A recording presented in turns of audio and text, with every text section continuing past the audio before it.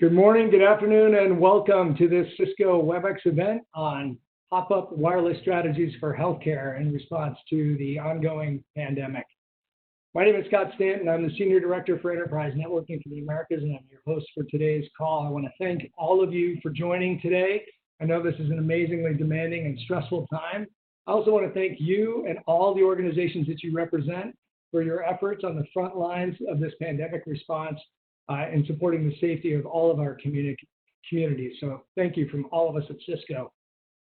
Our objective today is very simple. We want to take our experts and our expertise and bring them forward on your behalf to help you deliver temporary wireless networking for triage, screening, and treatment locations, whether those are adjacent to a building you own or in a facility that you have on a temporary basis across town. We also want to make sure that our panel of experts, which is very deep within Cisco, is made available to you on an ongoing basis after today's event. So with regard to the guidance for today's event, please take a screenshot of this. That'll help you after the event itself. Your line will be muted throughout the event. However, we encourage you to use the Q&A function in the lower right-hand corner of your WebEx screen to submit questions in real time. We have a large panel of excellent experts at the ready to respond to your questions in real time. So please submit those and don't hesitate as we go along. All the content from today's session is going to be made available to you. And again, most importantly, if you want to go back one more slide, please, Ian. Our virtual panel of wireless experts within Cisco is available to you after the event today, and you can reach out to us over email, and that's covid-healthcare-wlan@external.cisco.com. And again, I think a screenshot of this particular slide would be useful to you. I want to hand off now to our first speaker. I'm really pleased to have Shawn Jackman with us today. He's the founder and CEO of an organization called Clinical Mobility that drives clinical outcomes using wireless networking technology. And prior to founding Clinical Mobility, Shawn led the wireless design and deployment efforts at the United States' largest HMO. He's a published author in many wireless subjects and has a number of other bona fides that are germane to today's conversation, which I'll let you read for yourself. So without taking any more time, I want to hand to you, Shawn. Thank you very much for being here. Thank you very much, Scott. Hopefully you can hear me okay. Good. First off, I think it's really important to acknowledge the leadership that you're taking here and what you're doing for the healthcare community. You know, in a situation like this where we're all responding and having to react to some pretty extraordinary circumstances, just a breath of fresh air. And I just want to make sure it goes acknowledge the work that you're doing. Thank you. Thank you. It's our pleasure. Good. Okay. So a little background in this, we reached out to a bunch of our customers, professional relationships, colleagues, LinkedIn network, et cetera, of all the folks in healthcare. And we asked, really, where are the stress points and what are you dealing with? And hopefully these will resonate with you. The topic of this webinar is very wireless centric, so we're focused on those. We know that that's not your only strain. I think it's in the appendix now, but you know we're going to focus on those. Perhaps in the Q&A we can get into discussing those further. I've got a lot of content to cover really quickly, so I'm probably going to talk a little fast. So my apologies if that's the case. But I want to highlight 5 areas, and we can go ahead and go to the next slide. First one is expanding the RF footprint. You know, wireless only goes so far. You know, we're talking about putting in triage tents outside EDs. As patients are coming in, EDs are full, right? Or you may want to evaluate them before they come into the ED, or people that maybe don't have the virus, right? It's a way to help protect the folks that don't have it. So we're responding. We're putting technology out there. We're needing to admit them to, maybe look at temperature, access the EMR. So we need PCs out there, some ways to access it. We also have communication devices. There's clinicians that are coming, to and from those areas. They need to have communication back to the ED. A couple of biomed devices may not all need to be Wi-Fi enabled, but there's always exceptions. But it's important to understand when we're building these things up, it's not like we're running full high-def video in these situations. We need reliable access with low latency. I would expect VoIP in those areas. There's always exceptions, but this is by far one of the bigger areas where we're trying to pop up these areas in different ways. And later in this webinar, we're going to be talking about methods to do that. The other one is expansion into off-site facilities. The CDC talked about the healthcare capacity curve and flattening that out. Well, anytime we go above that line, and that's not at the macro level, that's at the regional level as well, the hospitals may need to expand in off-site facilities. So we are very likely going to be faced, and perhaps we're in the early side of this, where we might be called to expand out, take over a hotel, if you will, to make that a quarantine facility or whatnot. We're probably not going to run a bunch of wire everywhere, right? So wireless is going to be key in these facilities.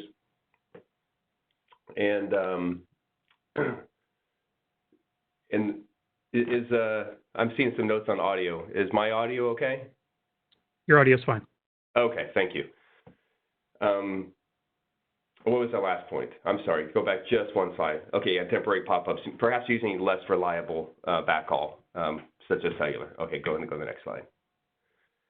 So if you see what I'm trying to do, I'm trying to build a little context why we're doing some of these things in healthcare, because I see a healthcare IT, we get really wrapped up in the technology, and it's so darn important to take a step back and to understand the clinical use cases and the requirements that we have to engineer to. Okay, so the device onboarding, again, sorry, I'm going a little fast. Ventilators, you hear this all over the news. A lot of them have serial ports, and they're going into a device. I don't want to use the vendor's names, but they're aggregating it and sending it over Wi-Fi. So we may not have a whole bunch of ventilators, using Wi-Fi, but unless it's packaged with with the other technology to make it happen. But absolutely, we're seeing a surge in communication devices.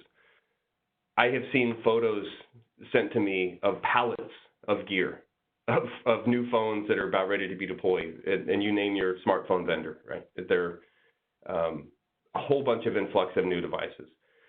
Using guest Wi-Fi. This is a spirited topic even amongst this panel of folks here. We know that as we want to make sure clinical activities are absolutely that priority, but we know the political ramifications, and some of you are probably half smiling because you've been through this where you make a change and all of a sudden guest is out and everybody's freaking out. But we may need to deal with some changes to guest. We'll talk a little more about that in a minute. If you're bringing on devices, consider managing them and maybe an NDM because it provides visibility. So don't just think about, well, put them over here. Just take a step back and think about the ramifications by taking one action, what that may lead to for other areas. And certainly understand how things like Cisco ICE and that technology can help you leverage policy. New devices, do not forget about security. Leverage the policies you have in ICE. Okay, thank you. Next slide. Video. Oh my goodness. Shawn, I apologize. I want to interrupt for just a second. If there's anybody that might be experiencing an audio problem, there seems to be a trend that audio coming through your PC is working better than if you're using callback to a landline or a mobile phone right now for some reason. You might try that if you're having audio problems in the audience. Thank you. Thank you, Scott. So let's understand this a little bit. We're seeing incredible demand for PPE, the personal protective equipment. Those are the masks and the gowns that you're putting on. Understand when you have a patient with a respiratory virus that's airborne, clinicians are coming into these rooms and they're having the gown up, put the mask on, go into the room, check on the patient, and then when they leave, they throw it away. You can't reuse this stuff. I mean, I'm not going to get into the creative things that people are talking about reusing it, but we can't reuse it. So what's happening, we're just burning through this stuff. And so they're thinking, gosh, well, we need to check on the patient. We have to literally walk into the room. Some of these rooms don't have windows or a way to communicate with them They literally need to walk in. So what about a video device that could be put into that room with an audio link, perhaps even one-way video? But that's what's driving the demand for this. And so people are getting creative. We've seen, and I'm going to go into the do not category first, of deploying non-friendly Wi-Fi solutions. I know of one case, at least, that took out a whole unit because somebody on the leadership team said, let's solve this problem, go down to the local electronics store, buy some baby monitors, and it's the stuff we all talk about on wireless, right? It's the interference. It's happening. Try to get ahead of it, understand the business situation at hand. So let's look at some of their options. Wired first, phenomenal. Leverage 5 gig. If you have to use wireless, manage your bit rate. So bring down to some kind of reasonable stream. Leverage WebEx. Put a device in there and make it an endpoint, make it a new user so they can just connect into it and talk to the patient. Okay, go to the next slide.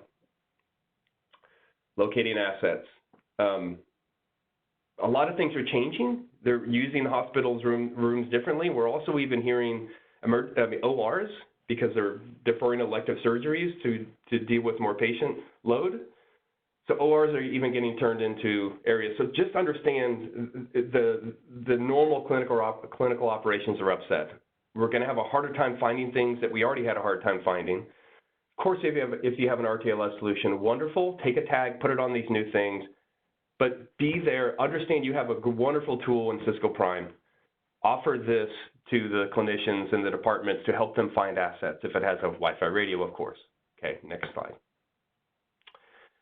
So with the hospital curve hitting up that, even up to that line, we're having a very high census, i.e. a large number of patients and not a lot of loved ones because they're largely getting banned, but guest utilization can be very high. Even Wi-Fi utilization as a whole. Leverage policies to be your friend to help manage. It's not always about access layer contention. Think about the WAN and what all of that traffic is doing in aggregate, while at the same time everybody's being remote. So that WAN is getting congested. So do what you can at the access layer to help manage and to throttle bandwidth utilization. That you can employ guest user bandwidth limits, protect 5 gig, maybe put them on 2.4 if you have a problem. I know that that's not a popular thing, and I know some people have this is an area of spirited conversation. And an unpopular worst case is use AP groups to pull guests off certain radios. And the goal here, and I would encourage clinical operations first, make sure the clinicians are productive. Then start entertaining, what you can do to make the experience better. I think that's all I have for content. Yep. Thank you, Shawn. Wonderful. Thank you. So, just to sum up the kind of tagline here, I think really what we're kind of saying is I need to extend wired and/or wireless connectivity to places that I never expected or, quite frankly, planned for. And can I use what I have? And when I took a step back and thought about that statement and making the most out of what you already have, what immediately came to my mind was a bunch of creative engineers during Apollo 13 that used what they had to solve an absolutely mission-critical problem, a life safety problem, with the buildup of CO2 on board the lunar module. And I think that's kind of analogous to the approach we're going to take here in the rest of the talk about what have we got in the toolkit. So let's look at our options, right? And this is kind of laid out in order of distance away from your existing building. We're going to talk about indoor to outdoor signal bleed, wireless mesh, pros and cons, where you might want to use that, point-to-point bridging options, rapid deployment of WLAN solutions, whether that be autonomous, a Meraki, Mobility Express, some cellular-based backhaul options that were mentioned. So I put this together in a bit of a picture here to help illustrate kind of where this all fits in. And so we'll start on the left and the bottom. And we're talking about, the signal bleed from existing infrastructure inside of buildings, typically that 100-foot or less kind of bubble around buildings. Then the wireless mesh concepts. Maybe we're doing single hop mesh. Maybe there's a multiple hop mesh thing if necessary. The dish is in there for point to point. We've got a stand-up location that is maybe just sitting there with some basic Wi-Fi connectivity to interconnect some devices. And of course, you're hearing about these mobile type of pods and things like that. So that's all the stuff that is going on. We're going to try and address today. Some guiding principles here in the remainder of the talk. This is not going to be a how-to or config reference in this session. We just don't have the time to get into that kind of depth. What this is meant to be is the tips and tricks to get you going. And the kind of things that, especially if you're not a wireless person day to day and you've been thrown into this, you may not be aware of options that are existing that you already have. The approach we're taking here is really about the fundamentals first, simplicity. We're going to also focus on reliability. We're going to be discussing proven platforms and features or functions of our equipment and software that have been around for a while. Right now is not the time to be doing beta testing. We're also going to be kind of highlighting the fact that extending, and Shawn mentioned this, extending existing connectivity from a building that's already set up or you already have policy in place is going to be the easiest and fastest way of providing that kind of connection. And then also keep in mind that, a temporary wireless deployment, something that you haven't had the time to, well engineer, is not going to be as reliable as a normal, setup on wireless and quite frankly, a wired connection. But as he mentioned, we just don't have that luxury in a lot of places, and this is better than nothing. So set your expectations with the user community accordingly. Let's dive into that first use case, which is really the wireless bubble around the building. And this is something that is debatable, right? I'll mention that up front. It sounds obvious, right? Use what you got. And so maybe just do some basic checks. If somebody's coming to you and asking if I can set this thing up outside the building and that, you've got access points, near windows that do propagate signal outside, that's okay. And you can probably use that. Just don't expect this to work hundreds of feet or hundreds of yards away from the building reliably. There may be some options here that allow you to perhaps bring a little bit more than what's just there right now. And so, for example, if you've got an EP on a T-bar ceiling and you can relocate that thing near a window, now keep in mind, not all windows are going to be the same level of attenuation as perhaps a wall. So you might want to check, something that looks like drywall might actually pass more signal through than some low-E glass. So keep that in mind. But relocating access points. Can I use a directional antenna on that AP? If I've got an access point like this, like one of these indoor guys, and I can actually put a directional antenna on this, maybe I want to do that, right? And then the last thing here to think about is really, it's called out, but increasing the transmit power. So if you've got RRM running in your environment that has tightened the power levels down to like power levels 8s and 7s, very low power, and you can afford to bump that up a couple notches, that might be something to consider. Just make sure that when you do that, you're taking into consideration the lowest power devices that you have out in the field in that tent, because you have to have symmetric communications. You can't have one-way audio problems in this kind of scenario. And just as a reference here, just changing the power levels can be done on an AP by AP basis if you need to. And from an antenna perspective, there's lots of antennas out there. The ones that you probably find the most common from us in these types of indoor applications would be our 120 degree wide patch antenna. Now this is a 4-port patch. It will pretty much work with anything we've made going back to the 11N era, the 2600, 27, and all that stuff. So that's one of them.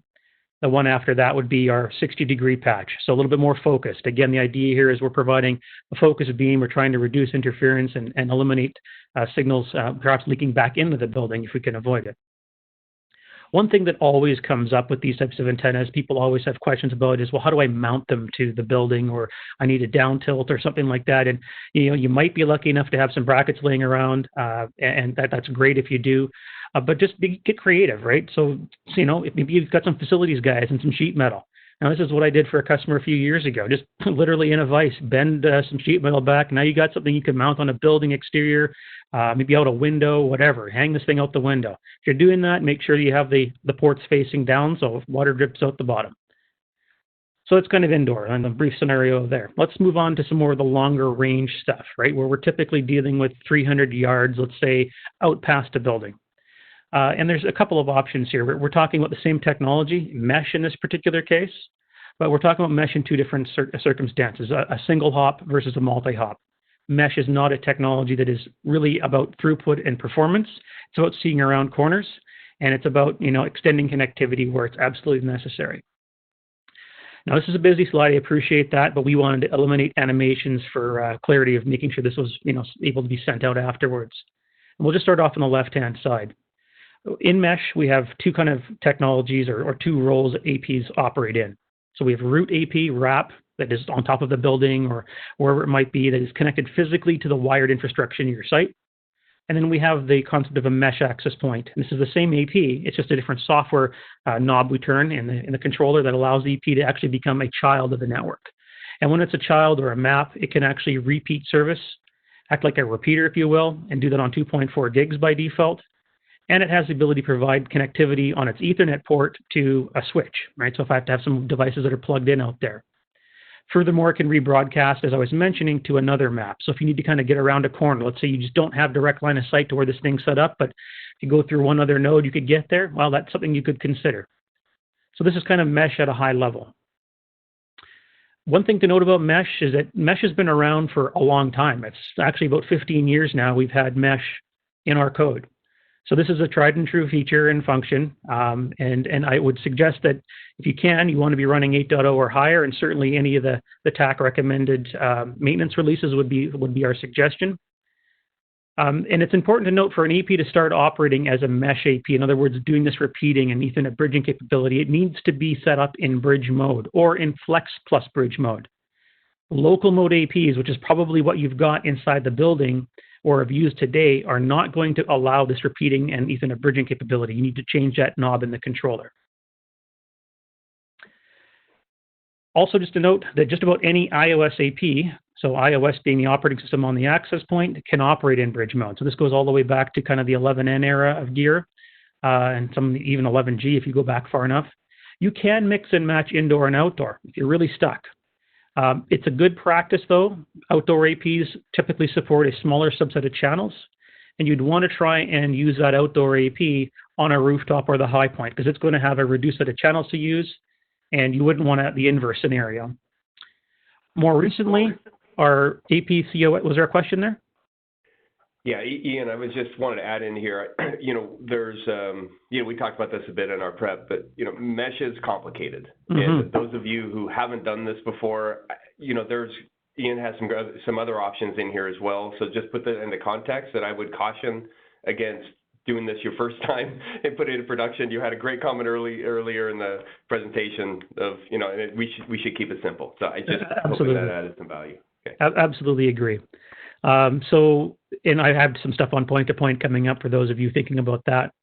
So our more recent APs, like our APCOS APs, is anything that's Wave 2, so 2800s, 3800s, 48s, 1562s, all that stuff, they can do mesh. We technically introduced that feature in 8.8, and I'm calling this out because, again, it's a newish feature.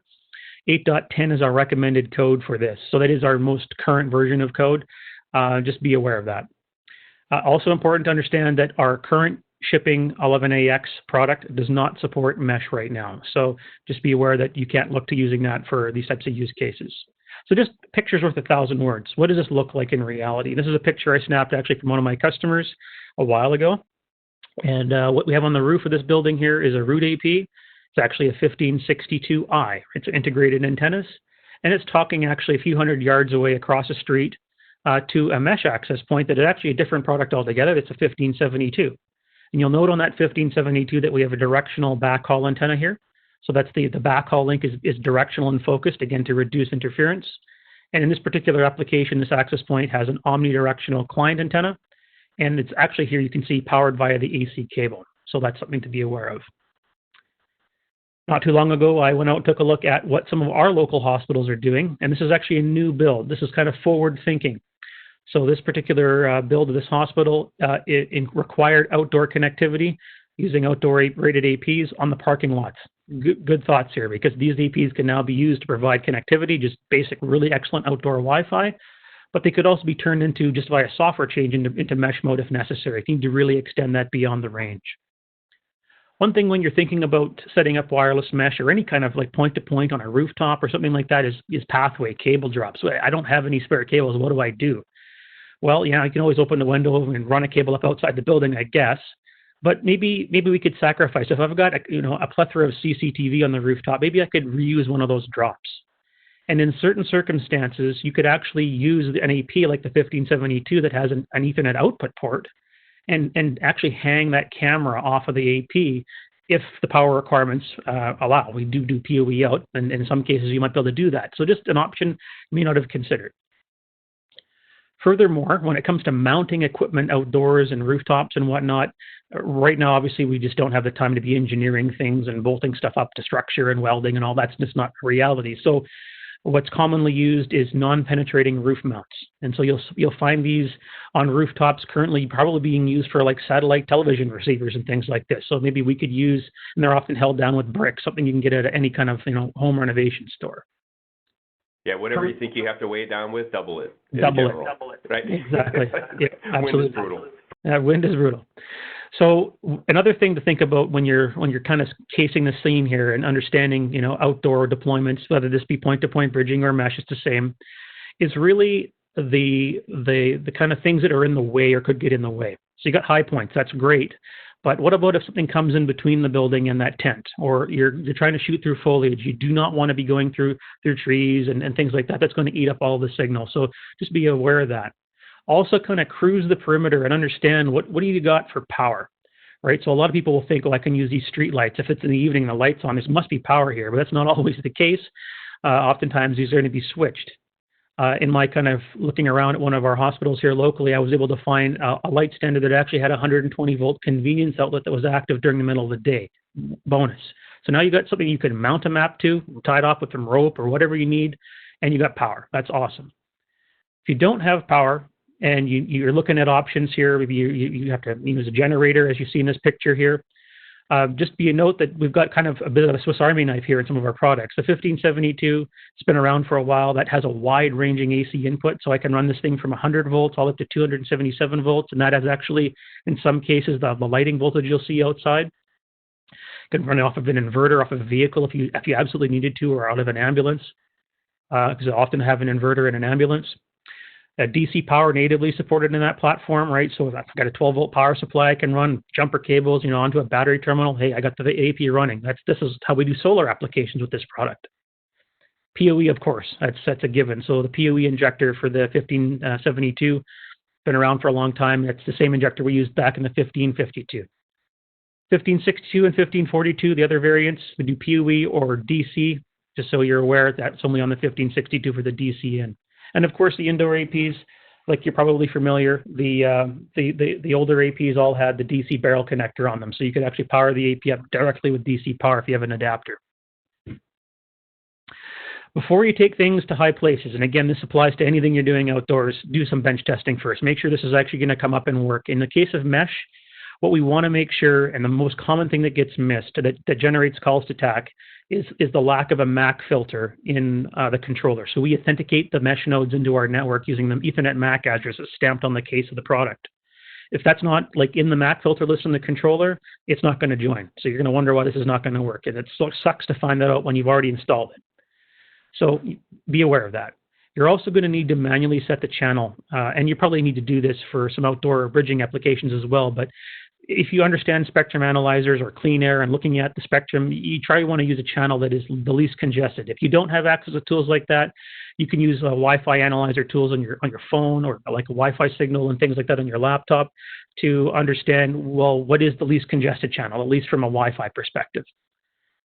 It also trying to use channels in the Uni 3 band. Those are frequencies or channels above 149. They'll typically allow higher power and therefore more range on that backhaul, which is important. Also note, in the context of connecting devices, especially a lot of medical equipment that might have been set up to only use the 5 gig band.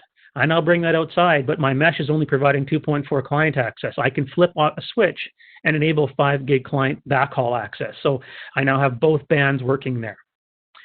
We have in the appendix a reference material on what you're going to expect for cell size and coverage and capacity, throughput, all that kind of stuff. I won't read this out here, but if you just do a Google search for Cisco RF coverage link budget calculator or something along those lines, you'll find this. And I'm sure we can even drop a link into the chat window for everybody here as well. Just a couple other points here around antennas and options. I showed you a picture earlier of like a directional backhaul antenna. Most of our products have the concept of a flexible antenna port. These are the outdoor products. So by default, you might be using just the Omni ports on the bottom or all 4 of them. You can actually, in software, change that so that the AP will have a specific set of ports set aside for 5 gigs, so you can use that directional capability. Ethernet bridging, as I mentioned, is something that is very much going to be needed, right? Whether it's point-to-point or mesh, we're going to need to get things plugged in out the far end of that link. That's something we need to turn on in a mesh network. So just as you're aware, or you need to know, Ethernet bridging is something that can be checked off, and this is done on an AP by AP basis. So let's get into the next section here. This is really the point-to-point. Arguably, this is much more simplistic in concept, and this may be something you've got laying around, some older gear. A lot of customers have some old bridges laying around in the bunker, in the basement. Hey, pull them out of service, put them up in the air, they'll work. So point-to-point bridging, right? This is typically going to make sense if you've got connectivity requirements beyond that kind of, let's say, 300 meters or 30 yards or half mile. It's out there, right? We're not talking about providing connectivity at short distances here. I'll also point out that this is today not probably going to be a Cisco product, generally speaking, right? There are lots of bridging companies out there that are experts in this space. So leverage what you can. Keep in mind that the 2.4 and the 5 gig spectrums are today more crowded than they've ever been, right? Especially with everybody sitting at home using their Wi-Fi and whatnot, this is going to be a problem. So make sure you understand how to look for and identify the cleanest channels. Maybe the product you're going to use for point-to-point bridging has a spectrum analyzer built into it. Use that. If you've got some time to plan, or you might have some gear laying around that can use other frequencies that are outside of those bands, the immediate next step would be something at 24 gigahertz. That's going to be advantageous for you to consider. Also, just note that typically bridges are going to be a dedicated single-purpose device. They do bridging very well, and that's basically all they do. So anticipate needing to provide connectivity at the other end of that link, with an access point, etc. I will highlight, though, this is a new feature, a new function, so just to caveat that. In 8.10, we did allow for Mobility Express point-to-point mesh, right? So and mesh in general. So we can do a point-to-point bridge in Mobility Express. This is something that obviously doesn't require you to touch your existing controllers or change code. You don't need a license to go do this, so this might be something you could consider as well. If you're a Meraki customer and have Meraki kit around, this is an amazing feature of their kit, is that this is totally automated.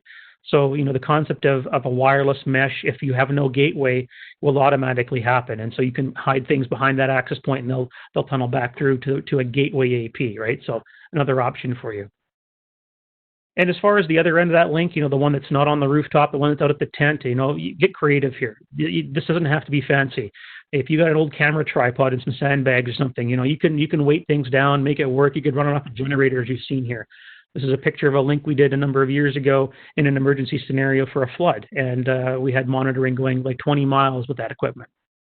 And Ian, I just wanted to talk about antennas too.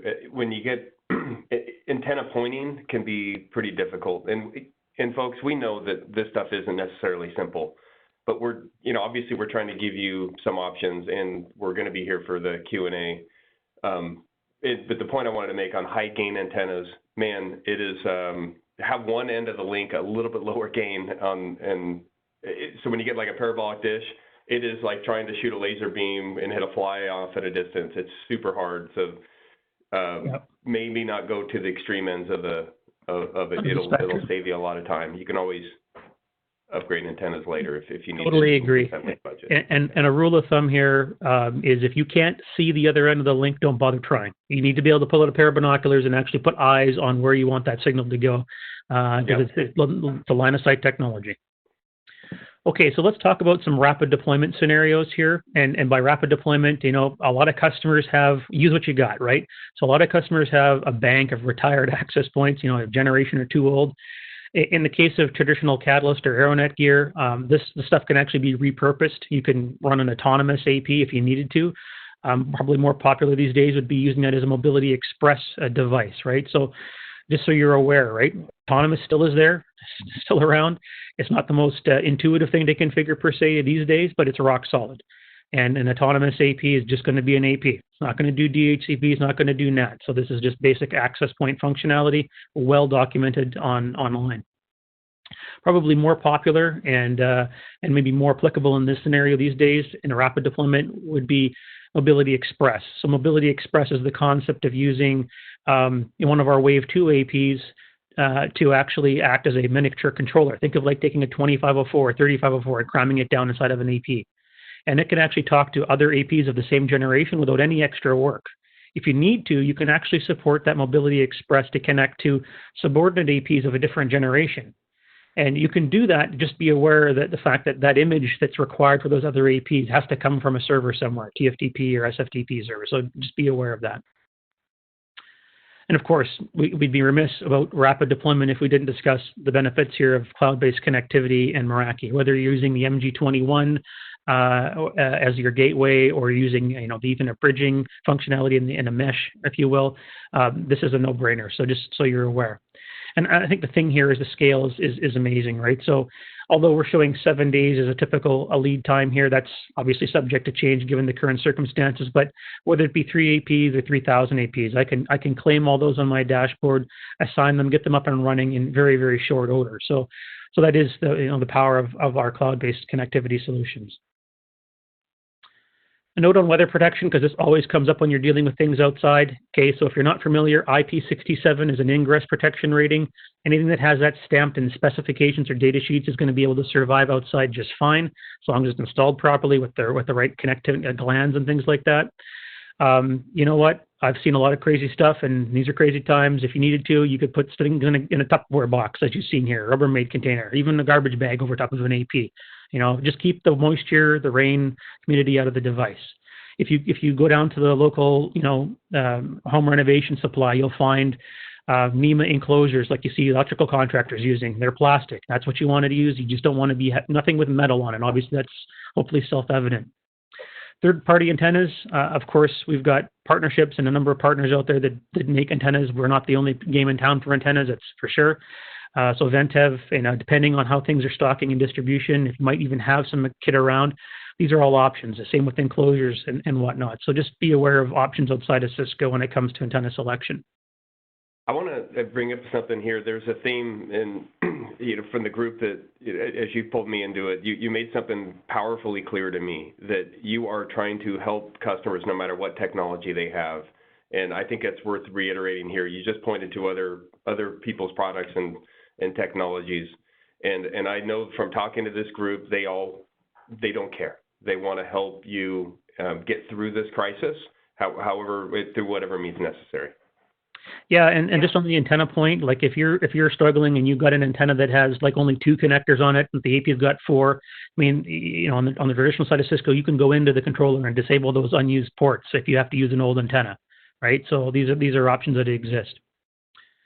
Into the next section here, and this is just a bit of a discussion around what's happening with a mobile pop-up connectivity and that kind of stuff. So really here what we're talking about is cellular backhaul and Wi-Fi kind of built into one. So most current incarnation of this from us would be like our 1100 series routers. So you've got kind of everything in a box, if you will.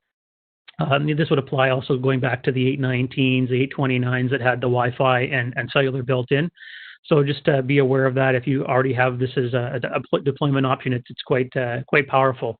And one of my colleagues put together a reference slide here just showing the kind of capacity, the cellular interfaces that are available, different modems and things like that. So you can understand what you're going to be able to get.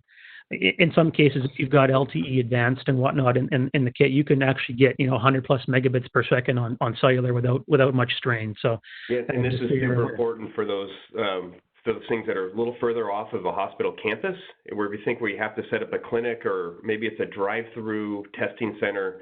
This is an outstanding option where you've got cellular built in, and then you can provide access layer radios, or you leverage the built-in too. Yeah, absolutely, Shawn. Yeah, thanks for the commentary. And I think the other thing here to note, it's kind of new on the scene as well, is the MG21. This is shown in a previous slide, but this is basically the concept of a cellular gateway that is connectable via PoE, right? So if I've got an MX inside, or I've got just even a switch, I can power this device up. I can stick it near a window at a high point in the building, whereas maybe my rack-mounted, router or MX is in a location and like deep inside the building. Now I can get this thing outside or near outside where I've got better link budget, better performance, or maybe I'm in a scenario here where I'm using this in a tent, right? I mean, it kind of, your mileage may vary. This is IP67 rated. So again, outdoor rated and for that purpose, just directly applicable to what we've been talking about here.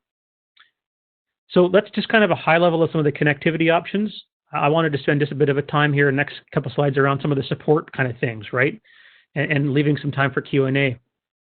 So first of all, wireless licensing. On the Meraki side of the house, until May 18th, all customer licenses right now are going to stay in effect, even if they've expired. So that's really, really cool. If you're the type of person who's got an AirOS controller or even an iOS XC WLC, now is the perfect time to be using like the virtual WLC if you had to, the 9800 CL. You can actually stand that up with 90 days, evaluation license. Same thing goes with AirOS. If you've got an old piece of kit around, reset that back to default. You got 60 days to work with on the licensing side of things right now. Furthermore, on Mobility Express, there is no AP count or AP license required for Mobility Express. It's a license-free solution. So that's another advantage in those scenarios. So just a note on engaging with TAC, right? So obviously we want to try and prioritize any kind of COVID-19 type activities within TAC, and we're doing that. To that end, if you need to open up a service request, it's requested or asked that you include that in the service request description, and you provide your issue description after that, so we can use it as a filter. Furthermore, if you kind of have any kind of time-sensitive things, if you're working like a mission-critical problem here, of course, you need to be leveraging TAC at like SEV2. Call in 1-800-553-2447, as you've seen at the bottom of the slide here. That will give us and give you more priority over others with generic questions. Furthermore, and I think it's important, as Scott highlighted at the beginning of the call here, try and kind of ease the burden on TAC as well. If you've got some just generic questions about how all this works, or a component of it works, or some suggestions or questions that may not be like mission critical, feel free to take advantage of the mailer that we set up. So COVID-healthcare-WLAN at external.cisco.com. And there's a whole bunch of other places here as well you can see, and the links will be provided as well afterwards for more information. So I think that's probably a good point to just take a break, digest that, and maybe Scott, just see if we have any kind of reoccurring questions that are coming up in the Q&A. Sure. Ian, thank you very much. That was terrific. I am going to paste a couple of things into the Q&A window for everybody that's on the call. So I just put it in two URLs. One was the content URL that Ian mentioned. You'll see that, as well as the email address to access our panelists on a virtual basis after the event. So, I think there's a theme here around using what you have, right? So, are there any caveats from anybody on our panel around how far back that goes? Is there something that you think is just out of bounds that shouldn't be considered? Is there, if someone has 11 BAPs sitting around, should they consider using those, or is that a bad idea? And then the other question I would throw out there that hasn't come up, and I'm a little surprised, is what about mixing and matching between, say, incompatible wireless solutions? Like you have some Aruba APs that are sitting around. You might have some other third-party APs that are sitting around. And you want to deploy those because you want to use what you have. Any thoughts on either of those? So I'll just take a stab at that second one question, Scott, and of course the panelists free to come off mute. I think the number one thing to consider when using different solutions is SSID commonality and the problem that it may bring up in mobility and roaming. So if I've got infrastructure that's got the same SSID, and it's from vendor X and vendor Y, that might work well in isolation. But if you have people that are expected to move between those two environments, and there's a different IP address involved or whatnot, the same thing goes for fleets, right? If I've got an ambulance that's sitting out there with an SSID and I've got people moving around, but it's the same SSID on both ambulances, as an example, that can lead to session connectivity issues and problems. So just be aware of that type of stuff.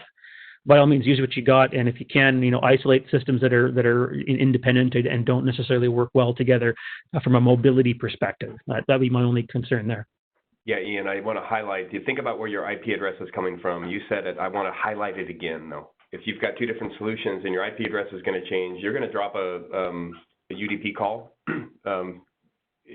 So it could be actually more disruptive sometimes to mix and match in some of these things. I guess the other point that I had was, with respect to 2.4 gigahertz, it's a rough band to use. Scott, you had asked specifically how far back are we going? I would start to feel uncomfortable if it was less than 8 to 11N. And largely speaking is when you utilize the the RF spectrum, it's about getting on and off of it as quickly as you can. So if you're using an older technology, you're going to be forced to talk slower. So that means less channel time for everybody else. So I would really try to discourage some of those, like the 8 to 11As or in the BG stuff. Hopefully that helps. Thank you, Shawn. So a related question that just came up in the Q&A was, if someone's deploying end-of-life equipment, should they have any concerns with regard to security? If they have end-of-life equipment on hand and they want or need to use that, would there be a concern there? I think that's a fair comment. Of course, vulnerabilities and things that aren't getting patched in older versions of code. We have a few folks on the line here from TAC as well, and let them feel free to comment on that. But I think that's just a business risk decision at this point in time, Scott, right? I mean, it's work with what you got. Yeah. Yeah, that's sort of what I would say as well. I mean, pre-shared key, you don't necessarily have to do 802.1x if you're just trying to set up something temporarily. Just use a fairly complex pre-shared key, and you should be okay. These are not going to be long-term installations per se. So for the risk-reward, it's probably going to be fine using the old equipment. And I do want to add that there's been a public acknowledgement from the government, and I don't have the link. We should get that for the next session and provide it later. But everybody knows that hospitals are going to have to kind of be dynamic and solution things to deal with this changing demand. So the HIPAA, constraints where, maybe lawsuits would be what happened. In a normal set of circumstances are more relaxed right now. And, we have to focus on providing care. I'm not using that as an excuse, and none of us should, but it can't hold us back from doing the right thing. We have to have the lens of making sure that what we're doing is being helpful and making the clinicians' jobs easier. So I'll just leave it at that. Yeah, as the saying goes, don't let perfect be the enemy of good. Well said.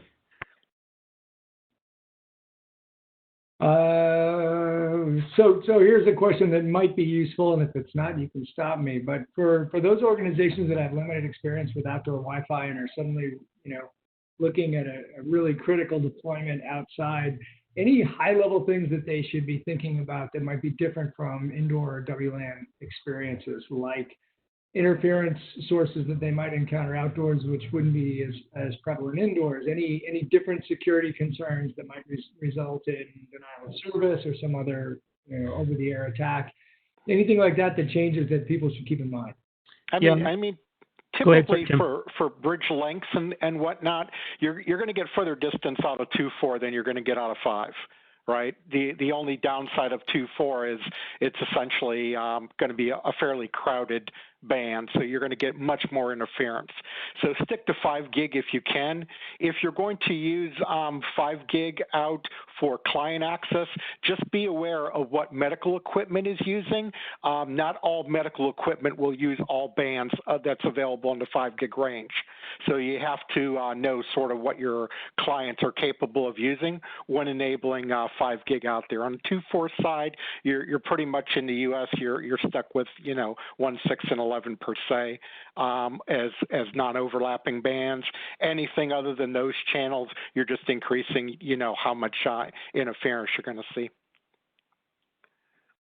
Yeah, thanks, Tim. And specifically, some of those channels in the 5 gig bands are going to be your DFS channels, the channels 100 and to 140 and extended Uni 2, and some of the lower end bands there as well. So I've seen this time and time again where some of the the scanners and things like that are out there just don't support them. So don't set up infrastructure on a channel your clients can't tune into. Another good call out is lightning protection, especially for, I guess, more of the southern areas of the country.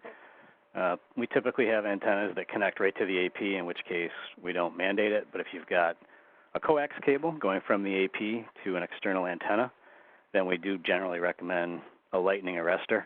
And it's not going to protect you from a direct lightning hit, of course, but it will, shunt some of the static electricity and, drive it into ground. So it's another detail to consider for outdoor deployments that you might not normally be used to. Yeah, absolutely. Yeah. And the same thing would go with just using, the proper grounding techniques. If you've got some 6-gauge wire laying around that you can, use to ground the AP, and the lugs and things we provide in the package that comes with the AP is meant for that, right? And make sure your antenna connections are all very, very tight. It's amazing how those loosen up over time and water gets in it and basically destroys the transmission capability. So make sure they're very tight. The other thing I would just mention as far as co-locating things, right? So, you may show there being no rogue APs on the channel or other Wi-Fi equipment, but that doesn't necessarily mean that rooftop is not congested with other sources of interference that may be operating that are, other, let's say, microwave links and things like that. So when you're up looking for a spot to put something, just consider what's around you, right? And understand that, you setting up this Wi-Fi might be also impacting, some other critical piece of equipment beside you or vice versa. So, trying to maintain separation between Wi-Fi equipment and other things, that's just general guidelines and best practice.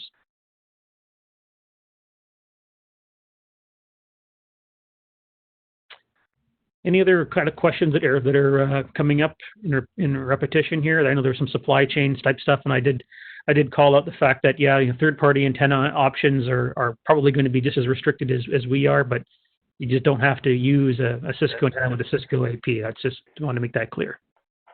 Yeah, I want to call out Dennis Holmes made a great point too on the chat line. So from a transmitter, it's important to understand how quickly signal fades, it drops off. So I'm going to shout out my buddy John Helm, who's on the call here too. But if the transmission starts here or originates here, by the time it gets down to the end of your hand, it can probably be a drop of 40 dB. Depends. So keep some distance between, if you're putting another wireless link next to another one, keep a good amount of distance. I prefer in the neighborhood of around 10 feet or so, but just use good distancing and be smart about channel selection. Realize it's not just the primary channel you're on. You have what's called adjacent channel, which, there's only a certain amount of loss by the time you get to the edge of the channel you're operating at, but you can spill over and interfere with other adjacent systems if they're co-located too tightly. Yeah, absolutely. We know this stuff isn't easy. I'm sorry, I'm talking over someone. We know this stuff isn't easy. And we're going to be here to help you. That email link, we're going to be on it. And John, I think you were saying something. Say again. No, but spectrum analysis is always helpful. Our access points can be converted into a spectrum analyzer mode so that you can look at those, see what it is. So awesome. Using the old Cognio tool that is still available at cisco.com. And then you can look at better channelization using next channel or next adjacent channel is always best to get some separation. Directional antennas, you can change polarization of those as well to get additional isolation between bridge links when you have a congested rooftop. Anything and everything to just make sure you have a highly reliable backhaul. I think the other thing important is doing a little bit of preparation, and even if this is, whether it's a mesh outdoor environment or a bridge link, it's a lot easier to troubleshoot when things are set up in front of you on the bench. You don't want to have the APs too close to each other. They're pretty powerful. They can actually saturate each other's receivers. But bench preparation is important. Stuff like getting it primed to the controller, getting a static IP address in it, maybe setting, some credentials that you can later on use to access it for troubleshooting. Yeah, Dan, I'm going to be blunt. You couldn't be more right. And you should, just take all the softness out of that comment. Absolutely get this working in the convenience of your office and everything before you actually go out. You're going to kill yourself. There's always one little thing, and take it from somebody who's made all of those mistakes. So get it all working before you go out there and try to put it in. I'll also just mention, as it relates to installation, it's kind of shown in this photo here that fall protection is something you definitely want to be using and working with. If you're up on a rooftop, right, we've already got enough people with issues in the hospital. We don't need the person who's trying to make the wireless link work in the hospital because he's fallen and had an injury. So that being the case, use fall protection if you absolutely have to, or if you can, get this thing into a location where you don't need to. That would be the best. So Ian, for those organizations that may have, say, a group of clinics and they're trying to distribute screening demand out to those clinics rather than send people to a centralized hospital, and at those clinics they have no outdoor wireless, but let's say they have eight APs in a clinic and they want to pull 3 of them out of a ceiling and stretch them outside, something simple like that. What should they be thinking about in terms of resetting the RF environment inside and outside the clinic in that scenario? Is there a simple way to do that? Well, I would try to leave things as automated as you can. RRM will do a pretty good job of trying to avoid channels that are congested. We have a feature or function in the controller that allows you to avoid foreign AP interference if necessary. And of course, you're trying to, if you can run something with an RJ45 coupler and, go 300 feet out a window or whatever into a parking lot, hey, good, do it, right? Just make sure it's protected from the weather. And there's different camps when it comes to, doing, radio changes. Just realize that doing RRM, when RRM channel changes happen, it's disruptive. Make no mistake about it, but it may be better than the alternative. I prefer, personally, if there's a reason to change channel, why is it changing channel? So why does it need to? Is there interference? Okay, great. Now I understand there's interference. I'm going to go remove it. So get your butts out there to remove the interference, not just try to channel change around it, because you can't go with the assumption that interferer is going to stay on that channel. It could also be moving. So every time it does that, you could be channel changing around these things, and again, creating disruption in the environment, whereas maybe that's very localized, but just take some time to investigate it and to remove it if possible. So on a related subject, there are some places around the country where we have these health parks where multiple healthcare providers are consolidated in a relatively small geography, and they may be pushing simultaneously, have multiple organizations all putting extending their wireless outside in response to the pandemic. And do you have any thoughts about just maintaining good, reliable connectivity in that scenario where it's really about co-channel and power, and any advice on being a good neighbor so that everybody can address the situation the way they need to without anybody stomping on anybody else? Yeah, the diplomacy on this, if that's the answer. Yeah, no, I would think that probably the most diplomatic answer there is, and it's just kind of good radio practice, use the minimum amount of power available or required to make that link reliable, right? So a good SNR 25, 30 dB SNR is going to be more than enough to get you into the high data rates on a link or a wireless connection. If you've got 50, 60 dB of SNR, well, that's just headroom you don't need, and you're probably interfering with somebody else, right? So think about what happens when you use a directional antenna. You're focusing your energy, your transmission in a specific direction, but think about the other end of it. That same antenna is also the ear. So if I'm taking my hands and cupping it around my ears and focusing it in a certain direction, I'm also rejecting it in other areas. So that could actually change your interference zone, what you're interfering with, but also how you're being interfered. So the use of directional antennas is really important, and it doesn't mean that it's just like a laser beam, right? You always have these side lobes and back lobes and whatnot. So again, you still have to space it away from other antennas, and maybe you're placing this by. But if your point-to-point link, for example, can use Uni 2 extended channels, and mind you have to work with radar and those sorts of things, or something outside of what you're using for access. Explore it, right? All of the normal things apply with making sure you're using the right channels for the right purposes. I was just going to share my screen because there was a couple of comments in the Q&A around, DFS channel planning and whatnot in the 5 gig band. And just in the last minute here, This is just a tool, a Wi-Fi Explorer, a tool for my Mac here that I use. Any channel that's in blue is a channel that is a DFS channel in North America. So these are channels where there could be radar avoidance techniques being used to prevent interference with radar, which means that if we have a false detection of radar or legitimate use of radar on those channels, the APs need to get off of that channel immediately. So try to avoid using these channels if you can for any kind of point-to-point or bridge application or mesh if you're looking for the most reliability. The exception probably being if you're in an area that where the other channels are just totally congested. This is a little bit of a tip here as far as channel planning goes and radar avoidance. That's great, Ian. Thank you very much. I want to say thank you, first of all, to all our panelists for all the content that was presented today, and thank you to everybody that's attended here. I hope this was good use of time, and I want to thank you for your efforts on the front line and keeping our community safe once again. What I'll end with is I just pasted the link to the content into the Q&A window, so you should see it there at the very bottom. And again, please reach out to our team of experts as you start deploying your temporary wireless deployments and you're looking for support and advice and help.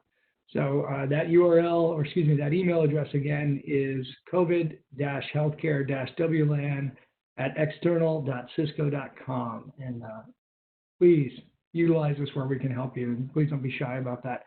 Thank you, everybody, for your attendance, and be safe out there.